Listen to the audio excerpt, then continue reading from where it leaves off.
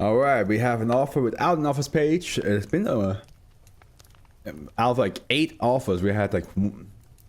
Wait. Yeah, out of 8 offers, we had 7 offers with offers pages. This is the first one that doesn't have one.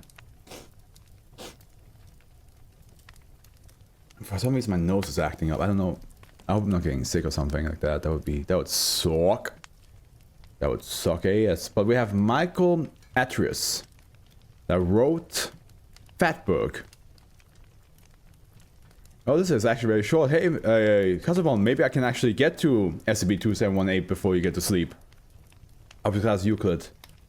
So concerning procedures, a pair of inline 2-ton one-way pumps constitutes the upstream containment boundary in each of the 3 known feeder pipes, roughly 2 meters in diameter, on the intake side of the designated containment zone. These pumps permit ordinary city waste to flow inward but prevent backflow even under severe flood conditions. Have you guys ever like watched like how, especially on TikTok, like there's a British guy who does like all like the, like he has to like fix all the pumping and like all the like clogged pipes in the bathroom. It's disgusting to look at, but it's always like so fascinating. Like to just it's disgusting, but also a little bit satisfying if you see like how like those clunks are just like burst out and then it's just like it's all clean and no longer like stuffed. But I can imagine the smell must be horrendous. That shit must be. That should be real shit. Each day at 6 AM, 10 liters of Pro-Fros shall be introduced into each feeder pipe via the injection ports. The outlet pipe, roughly 4 meters in diameter, on the downstream side of the designated containment zone, empties about 20 milliliters of yellow-green effluent daily into an underground reservoir lined with acetyl resin. Each day at 6 PM, this effluent shall be tested for levels of creatine, ketone bodies, hemoproteins, and bioactivity. Statistically significant deviations from baseline shall be reported to the site supervisor immediately. Rarely solids larger than 2 cubic centimeters may be detected in the effluent. This must be extracted, identified, cataloged, and incinerated. After processing effluent shall be sterilized via cobalt-60 irradiation and then reintroduced to city infrastructure for treatment as ordinary sewage at the downstream boundary at the containment zone. Monthly as many biopsies as is practically possible shall be obtained by a robotic tool at 10 centimeter intervals starting from the extent of SCP-2717 closest to the outlet pipe. Currently, about 10 to 12 samples can be reliably obtained each session without risking damage to the tool.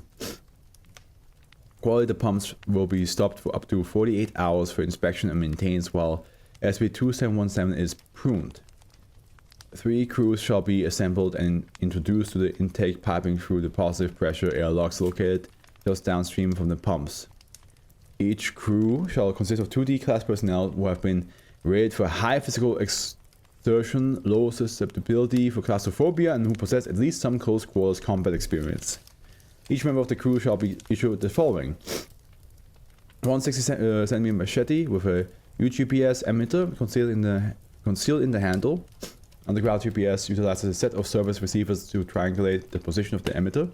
1 meter spade, 1 pair of waterproof hip waders, 2 pairs of elbow-length gloves, 1 activated carbon respiration for nose and mouth, containing a miniature 2-way radio, 1 soldering torch with piezo ignition, 1 liter tank of propane, 4 liters water, 4 high carbohydrate snack bars, and 6 2-hour fusees. This is the longest. This is one of those ones where the containment is longer than the actual description. All metal tools and fasteners shall be of wrought iron, low carbon steel, or similar easily corroded metal. To the extent practical, all the other equipment shall be made of strongly biodegradable materials, example rubber, latex, or leather. Per the ethics committee, video recording or transmitting equipment shall not be issued to crews. The following briefing has been constructed by medic specialists for maximum comprehension and motivation when used with typical D-class. One level 2 researcher shall memorize and deliver this briefing verbatim to each crew immediately entering the airlock. Have you ever heard of Fatberg? Imagine an iceberg, only it's made out of sewage debris that gets stuck together when too many people flush things that aren't supposed to. There's a Fatberg lodged in its pipe, and until we remove it, the D-class dormitories have no plumbing. It's too big to remove it all in one go, so your task is to clear away at least 25 meters of it on this shift. That's about a quarter of the football pitch. Use your blade tools to cut or pry chunks from the piping, and your propane torches to burn away bits that are too small or too difficult to remove with your tools. About every 5 meters, where each pipe section joins the next, there's a 4-character manufacturing code embossed in the concrete. You will read each code to us as you uncover it so that we can monitor your progress. You will have to clear the blockage thoroughly or you will miss the codes. You will not be extracted, nor will further rations be issued to you. Until we are satisfied that you have completed your task, in return for your effort, you will be granted improved rations and special conjugal privileges for the next 2 weeks. Crews have historically reported their progress to be easier than expected at first. At its exploratory boundary, SCP-2717 tends to form rings of dull, watery masses at most about 8-10 meters thick. The use of fuses effectively conceals the color of the fluid that erupts from the damaged tissue. Simple radio communication with the crew is to be maintained until Foundation monitors are reasonably assured that the crew has completed their task.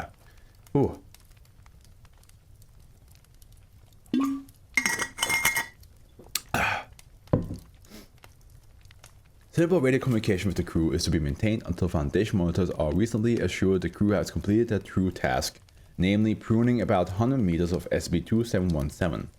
Experience has consistently demonstrated that crews underestimate their progress under these conditions, which extends the effectiveness of the ruse. In fact, there are no embossed manufacturing codes to be found. As work progresses, and in particular once SCP-2717 eventually reacts by the secretion of gastric acid, additional communication may be adapted from the current version of the MEF.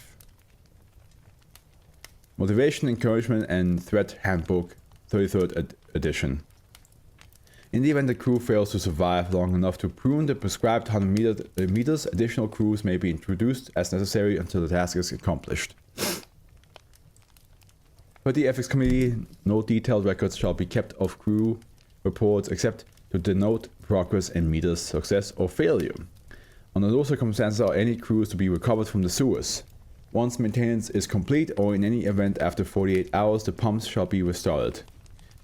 Description, finally. When it's only like 6 paragraphs. By the way, is the next one long or short?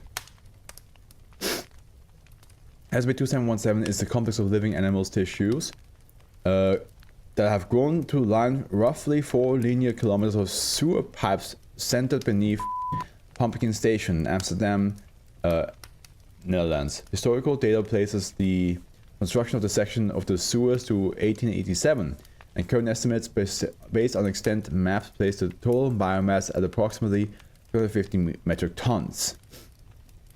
The organic complex is estimated to be at least 6 years old. Initial analysis indicate that the growth consists of 88% muscle, 5% connective, and 1% adipose tissues of porcine origin.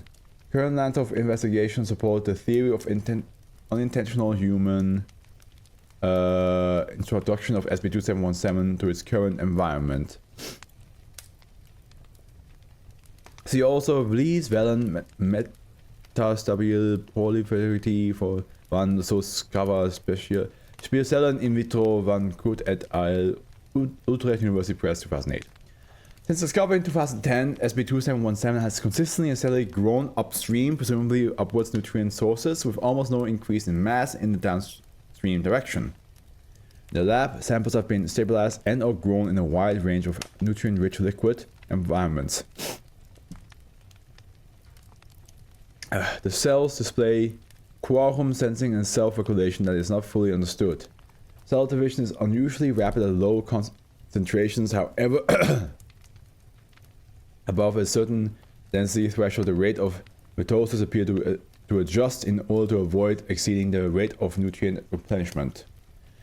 Recently, the monthly biopsies have revealed unexplained differentiation of tissues which currently include primitive osseous structures, neural fibers, and trace photoreceptor cells.